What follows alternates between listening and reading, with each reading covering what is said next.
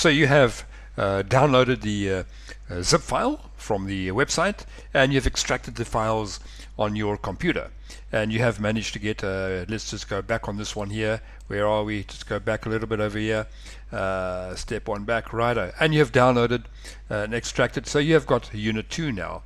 Let's go on to unit 2. We don't double click unit 2, and the first one we have covered the jobs workbook, and now we're going to go and look at the first lesson on jobs. Double click it. Once again, you are looking for the one with the little Unity icon on the back of it.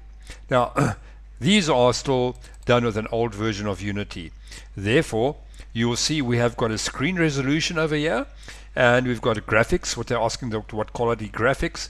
Okay, I've got 2 screens on my computer, so I'll be using the left one. I would advise, if you've got an older computer, maybe to select the fastest here for the graphics. Over here, it is always worth it to have a look at, okay, this computer hasn't got a 1600 by 900 ratio, so 1360 by 768 should do, right? I hope it is a 16 by 900 ratio. Let's go and have a look. We'll see very soon if we open the play. Let's click on play, and what are we getting? Thank you for tuning in at TutorAl's TEFL Lessons. Righto, and here we've got the flashcards, which is mentioned into the workbook, and here we've got it, salesperson. Now let's say they think this is a salesperson, they click on there, and it goes no. Righto, and if they click it on there, is it say, oh yeah, somebody's selling something, right? If they click on the correct one, yes, they get a yes and correct. Once again, like I've explained in the workbook, what I normally do is I've got all the flashcards now on the screen, so I'll get them to model and drill the word postman until they're pronouncing it correctly. Once they are pronouncing it correctly, I will go around at random asking students to pronounce the word for me. If they pronounce it correctly, at random I'll hand the mouse to a student, and they should click on the correct image, like there, postman, yes, righto. And of course, when they click on the right one, the word appears below the picture. Now once the word appears, everybody must copy the word into their workbooks below the corresponding picture. That is one way I've worked through all the flashcards.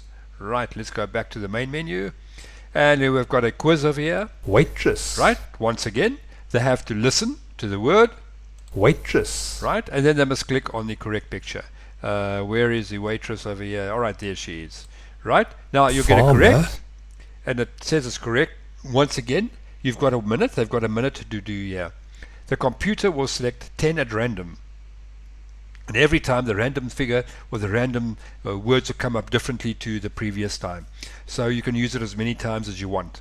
I normally break the class up into 4 teams depending how big the class is, and then the first student will click on the first one, and then the second one, the third one, the fourth one, until it is game up time. Right, let's go to practice 1. Practice 1 is like I showed you here in the workbook. Once again, they've got a name up here, fireman. If they take the incorrect one and they put the incorrect one there, it just hops straight back again. If they take the correct one, nurse, where's the nurse? Right, there's a nurse, and they put the nurse into the box, and they get 1 score, and the next one comes up. Once again, you can hand the mouse down the low for the students to see how many score each team can get. Let's go back to the menu, practice number 2. Righto, oh, this is a lovely one. I've even got it as a filler game, because this is when you need to fill a lesson up, you've got some extra time, whatever. This thing works great. What you do, click on a red card, let's just say that one there, policeman. Now the student must see over your answer, a policeman works at a police station, so they must make the question, where does a policeman work? Because they've done it in the lesson, right? Where does a policeman work, where does a mechanic do, that type of things, right? So now if they answer it correctly, they can click on a blue card. Oh, right? No! Bad luck as a doctor. If it matches that they've got policeman here, policeman over here, it will explode and have some graphics going over the screen and so forth, and then it's the next one. This game though, you have to reset the cards to put it back if it's not correct, right? Let's try again. Policeman, let's just try random over here. Oh no, not. It's a nurse, righto, and not bad luck. But anyhow, that is how this game here works. And depending on the time you've got available, you can stretch this game out to last at least 20 minutes quite easily if you have to. Or you can make it very short and have it go very fast. But mostly it'll take about easy 15 to 20 minutes to play this game. Righto.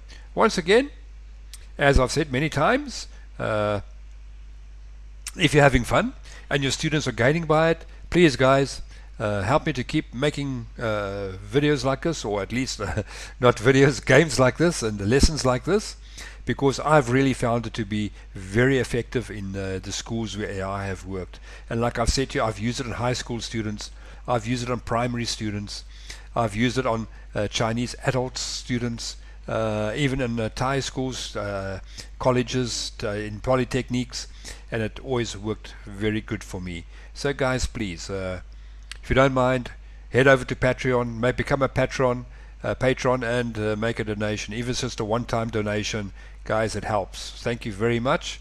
See you in the next video.